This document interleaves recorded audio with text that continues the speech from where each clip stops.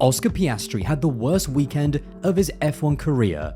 Now, even though there has been other weekends where he has been a lot slower compared to Lando and also failed to execute in the races, whilst it's understandable to struggle as a rookie or even as a second-year driver as he was last year, now that he is an experienced championship leader, weekends like Baku are totally unacceptable.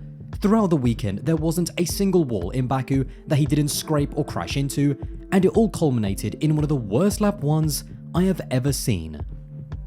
Right from the off, after a couple of scrapes in practice, he crashed in qualifying in Q3, which along with Leclerc's crash, put him 9th on the grid. During the race, he then anticipated the lights a little bit too much, jumping the start of the race, and in trying to correct this, he put his car into anti-stall, which pushed him almost all the way to the back of the grid. Although he was able to recompose himself and actually make up a few places on the first couple of corners, going into turn 5 he misjudged his braking, locked up, and binned it into the barrier. It was a surreal weekend by Piastri that honestly didn't feel real. The last time he genuinely made a racing mistake was back in Australia in very tricky wet conditions, and yet in Baku, he crashed multiple times and was out of the race before even the end of lap 1. And now, the reputation that Oscar has built throughout his career is that he is someone who is very level-headed. He usually has the same reaction whether he's won a race or he's crashed out.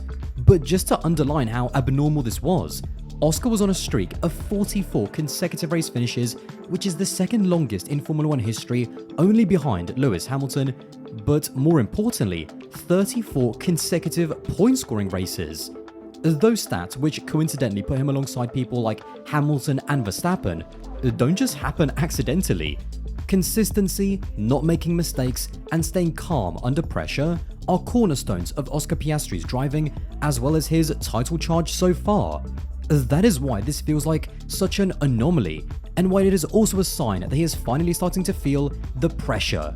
The question now, however, leaving Baku is, was this just a one-off that will refocus him in the next race, or is it a sign of things to come?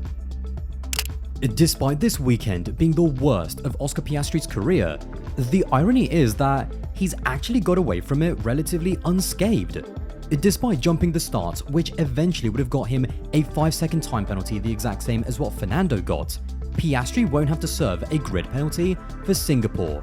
The FIA at the start of the year introduced a provision that for minor offences that drivers are not able to serve, they will not get turned into grid penalties.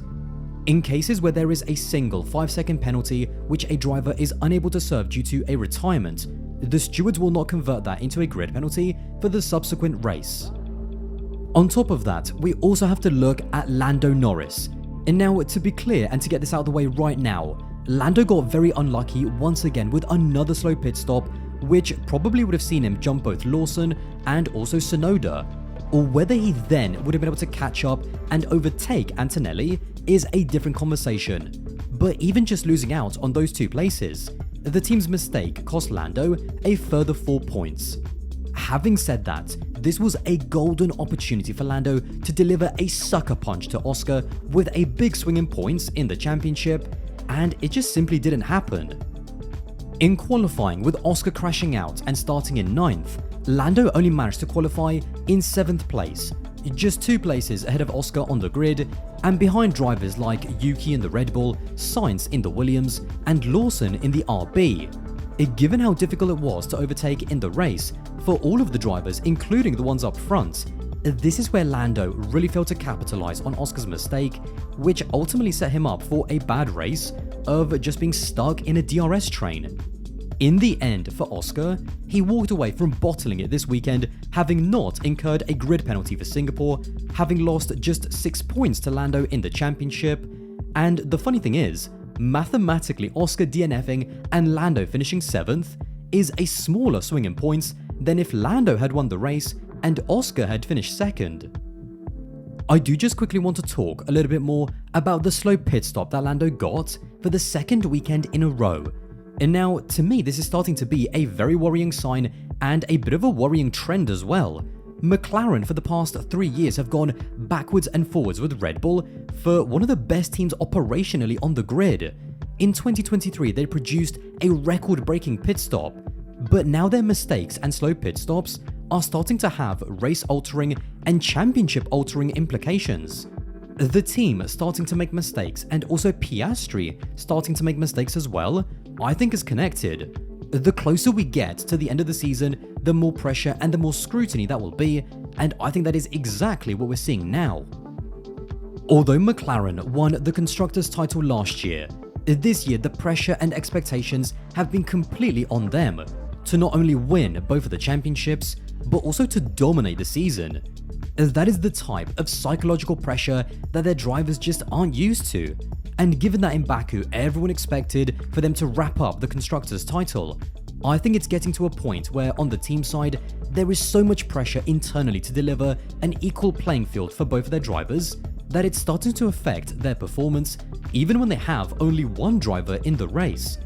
This is something that Andrea Stella is going to have to seriously get on top of, and fast. In Baku, I think it's easy to shield the team because there was only one driver at the time, but if this continues, it is going to affect their title fight and inject even more paranoia into the team, into the drivers, and of course into the fans as well.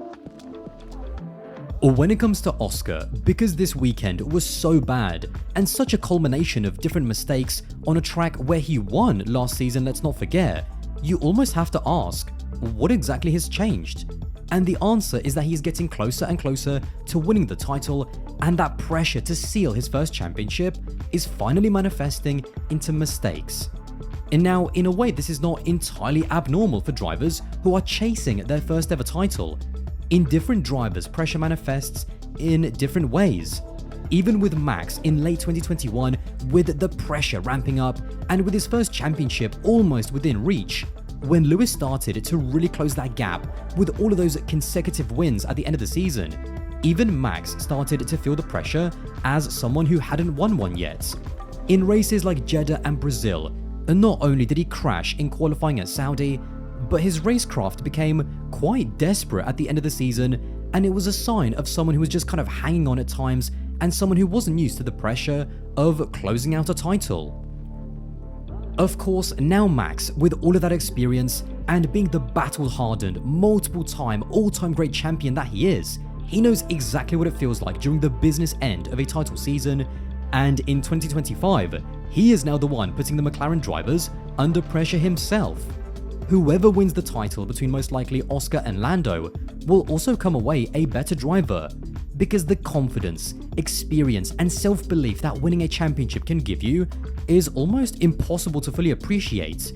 Having said that, there is still a long way to go before either of them have a mathematical chance of winning it, and with Oscar being outperformed in Monza and now having the worst ever weekend in Baku, we are about to see if this is just a bad run of races, or if the pressure of winning the title is going to prove too much and too soon for Piastri.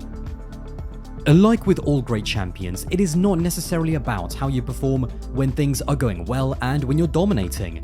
It's how well you can perform when things are against you.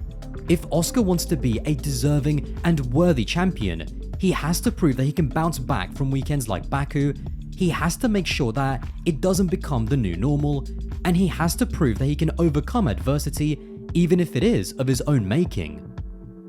Well, there you have it. If you did enjoy this video and want to support the channel, then don't forget to subscribe, that would be massively appreciated, and I'll see you in the next one.